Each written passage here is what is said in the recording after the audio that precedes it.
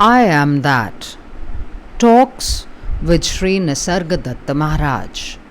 Chapter 3. The Living Present. Questioner.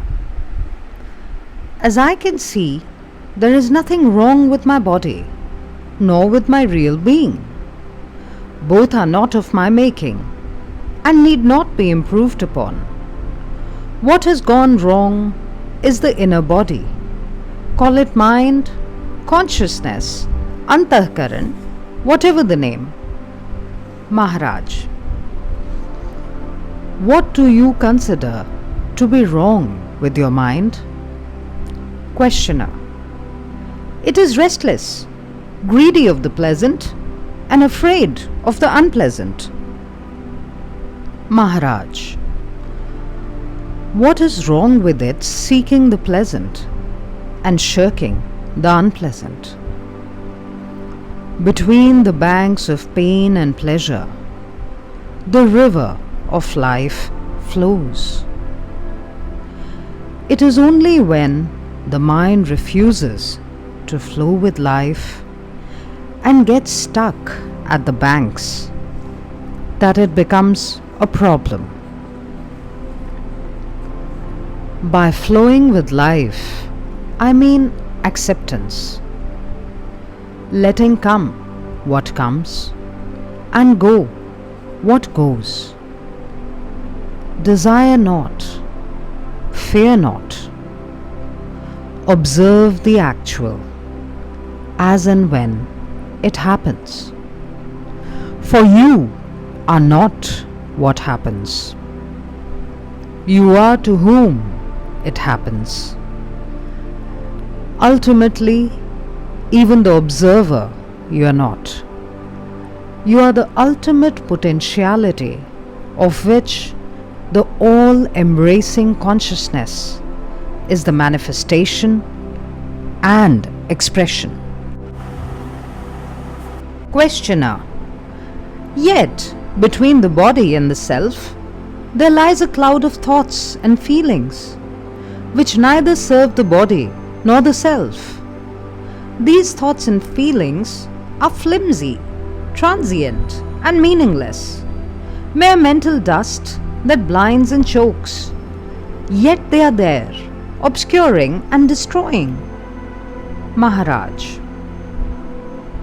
Surely, the memory of an event cannot pass for the event itself, nor can the anticipation. There is something exceptional, unique about the present event, which the previous or the coming do not have. There is a livingness about it, an actuality. It stands out as if illumined. There is the stamp of reality on the actual, which the past and future do not have. Questioner. What gives the present that stamp of reality? Maharaj. There is nothing peculiar in the present event to make it different from the past and future. For a moment, the past was actual, and the future will become so. What makes the present so different? Obviously, my presence. I am real, for I am always now, in the present. And what is with me now shares in my reality. The past is in memory, the future in imagination. There is nothing in the present event itself that makes it stand out as real. It may be some simple periodical occurrence, like the striking of the clock. In spite of our knowing that the successive strokes are identical, The present stroke is quite different from the previous one and the next, as remembered or expected. A thing focused in the now is with me, for I am ever present. It is my own reality that I impart to the present event. Questioner: but we deal with things remembered as if they were real. Maharaj: we consider memories only when they come into the present. The forgotten is not counted until one is reminded, which implies bringing into the now. Questioner: yes, I can see there is in the now some unknown factor that gives momentary reality to the transient actuality. Maharaj: you need not say it is unknown, for you see it in constant operation. Since you were born, has it ever changed?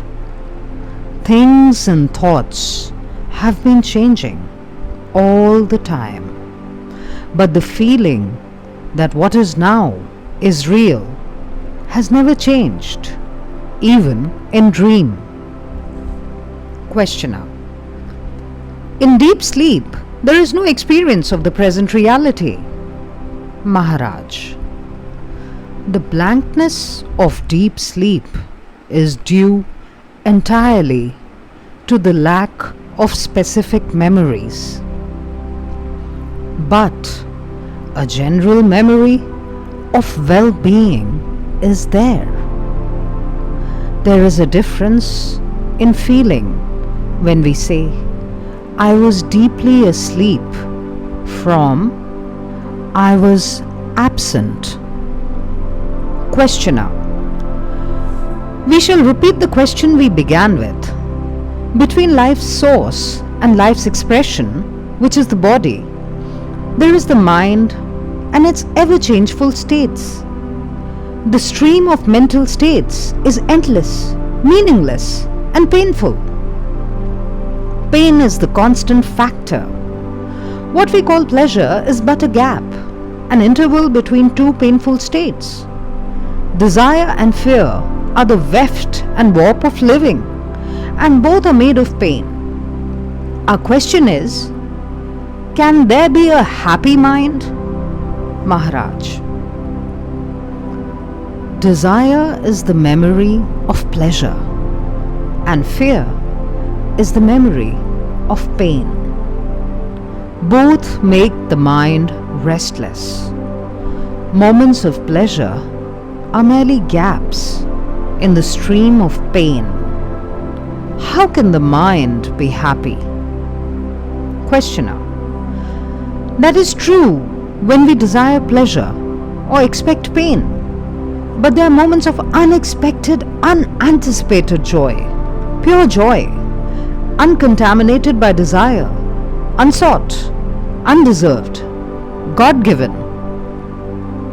Maharaj: still, joy is joy only against a background of pain. Questioner: is pain a cosmic fact or purely mental? Maharaj: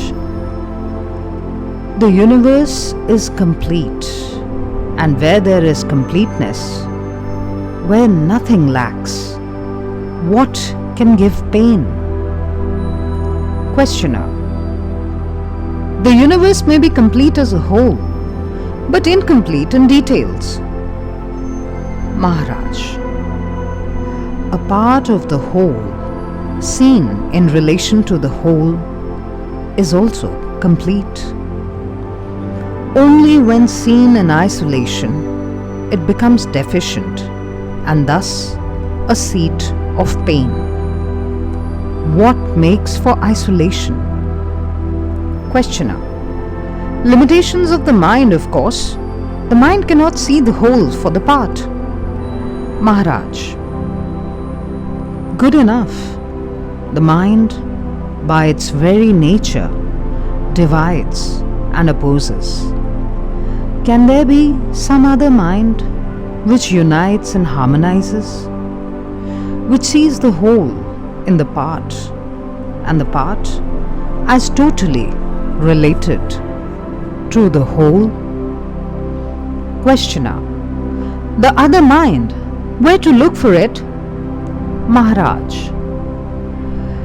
In the going beyond the limiting, dividing and opposing mind, in ending the mental process as we know it. When this comes to an end, that mind is born. Questioner. In that mind, the problem of joy and sorrow exists no longer? Maharaj. Not as we know them, as desirable or repugnant. It becomes rather a question of love, seeking expression and meeting with obstacles. The inclusive mind is love in action, battling against circumstances, initially frustrated, ultimately victorious. Questioner. Between the spirit and the body, is it love that provides the bridge? Maharaj. What else? Mind creates the abyss, the heart crosses it.